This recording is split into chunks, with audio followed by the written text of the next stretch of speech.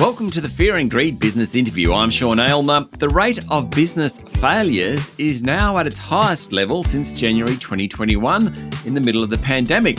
That's the headline of the August Business Risk Index released today by CreditorWatch. Business payment defaults are also at record levels, with more businesses struggling to pay suppliers. Patrick Coghlan is the CEO of CreditorWatch. Patrick, welcome back to Fear and Greed. Great to be here. Thanks for having me, Sean. So the failure rate for Australian businesses currently averages 4.95%. Where does that sit on the spectrum, and how much has it risen in recent months? Look, it's risen about 17% since January. So we're seeing this continued increase, and we're expecting it to continue to rise up to, probably 5.2%, obviously depending on a few key things that I'm sure we'll talk about. Okay, so why? Why is it happening? Look, it's really tough out there. There's a lot of, macroeconomic headwinds, of course, with interest rates increasing, inflation still stubbornly high. But then you've just got challenges of, obviously, consumer spending is really tight. The labour market, we're still at, almost full employment. So it's not easy to get people. And when you do, you've got to probably pay more than you were before. And then when you start to look into individual industries, they've got their own challenges as well. So there's not a lot of positive news out there for businesses. Okay, that consumer side, because when you read the report, you certainly focus a fair bit on consumer spending. Whereabouts is it being felt most? What are some of the sectors that are finding it hardest? So consumer discretionary spend industries in particular, like hospitality, food and beverage, arts and recreation, are definitely feeling the pinch the most. And they're basically getting hit by everything I've just mentioned, but certainly at the forefront of the consumer either spending less, or we've seen a big trend of this concept of trading down, which I like that concept of trading down. Instead of going for that nice glass of wine and a bowl of pasta, you're going to, the local takeaway joint instead. Okay. Something else that you talk about is the idea that the tax office and the banks are also chasing money owed. Now, I don't necessarily think that's a bad thing, but obviously that's the tax office particularly, that's hurting business. Yeah, look, it's a tough one. I think that the ATO is very easy to be a punching bag, and I think that they actually are doing a very good job and an important job in our economy, because more often than not, everyone is very connected. What's that Kevin Bacon saying? The degrees of separation. If the ATO doesn't collect that debt, then there's obviously less money for the government to obviously invest in infrastructure, hospitals, schools, support the needy, etc. But more importantly, by allowing failing businesses, so those that owe tax debt and ultimately are going to fail, the longer they last for, the more chance they are going to fail and bring other creditors down. And that puts a huge amount of pressure on the supply chain, both up and down the supply chain. Yeah, so I suppose that's the point we haven't discussed. Are you seeing that once you start to get a few companies struggling, it becomes a bit of a roll-on then, and it's actually hard to stop the momentum?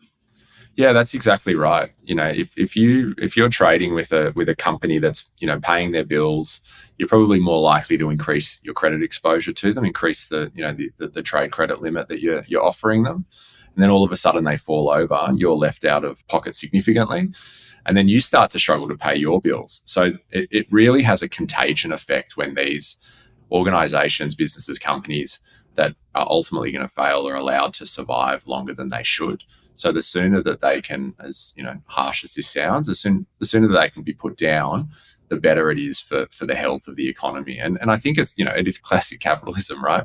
Not everyone is going to survive and thrive, and the best ultimately rises to the top, and they're going to produce hopefully the best product and service, and employ more people, etc. But yeah, the companies that are going to fail need to be allowed to fail. Stay with me, Patrick. We'll be back in a minute.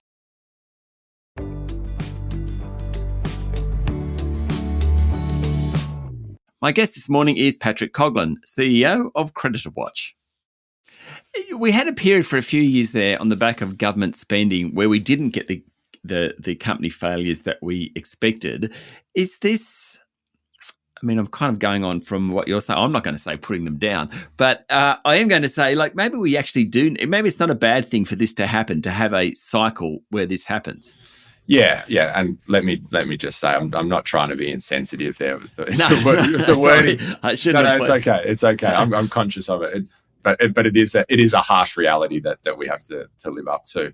Yeah. So I think, look, through COVID period, there was obviously a huge downturn in the number of companies that were failing. And that was due to the fact that, the ATO, the banks, Team Australia was very supportive of companies that couldn't pay their bills. There was a lot of legislation introduced to support companies around, safe harbour, for example.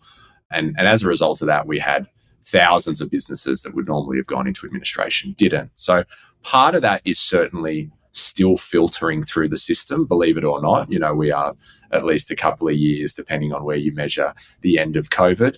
We're a couple of years past that. But ASIC have mentioned that they're still, seeing companies being put into administration that have practically been dormant. So that's a good thing. It's a cleanup, and it probably has less of an impact on creditors because they don't necessarily owe that much money. But then you're also seeing the banks and ASIC and the ATO getting back into their normal collection rhythm that was expected pre-COVID. Yeah, we mentioned the ATO there. The banks are the other ones. They were lenient on some companies during that COVID period. But I think it's fair for the banks to actually be trying to recoup the money they lent.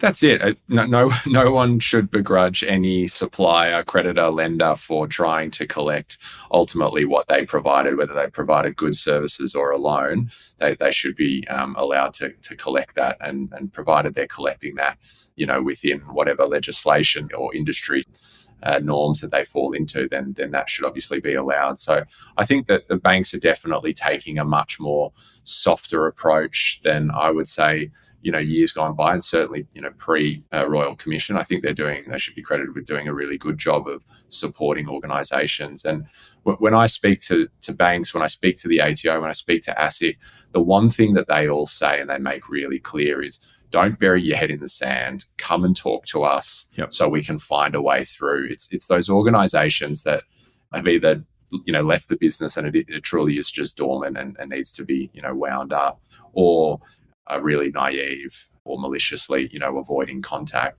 They're the ones that ultimately are failing. Okay, so it hasn't been the most upbeat conversation so far, Patrick, with all these companies but unfortunately, it's not going to get a lot better, because there's also been, or CreditorWatch, your data shows that there's been an uptick in businesses not being able to pay bills, which presumably is the step before they fail. It is. It's a real leading indicator for us. So just for those playing at home, we're a credit reporting agency. So our customers are typically suppliers or creditors, and they can register a default against customers that owe them money, right? And there's checks and balances and dispute processes in place.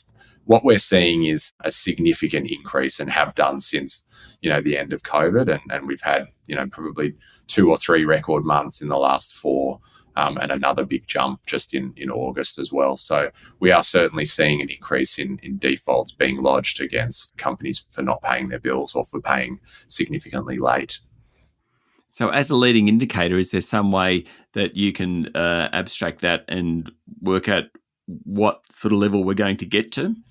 Yeah, so our expectation is that the failure rate of businesses overall, and obviously you can dive into different industries as well, will continue to rise, and that's where we see it going up to that sort of 5+% in the next 12 months.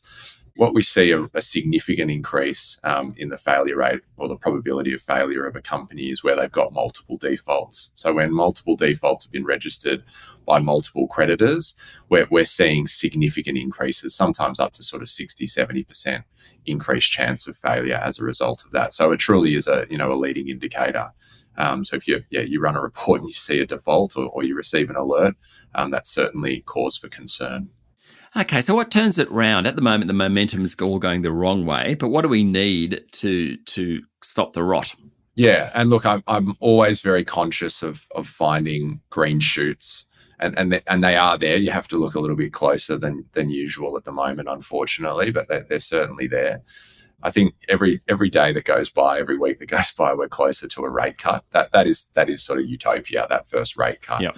I think we'll get a bit of a sugar hit when there is consensus amongst sort of, bond traders and banking economists and the RBA that we have a month that it's most likely to happen. That will provide confidence into the market, but really nothing can beat that first rate cut that we're hopeful of seeing in the, I don't know, not too distant future, near future, anyone's guess at the moment. But the other green shoot that I want to talk about is the fact that Australian businesses are really resilient, and we saw that through COVID. We really did see them invest in technology, in automation, in efficiency, and they were able to tread water, soundly supported often by their creditors, their customers, their banks, etc. And I think we're in a similar position at the moment.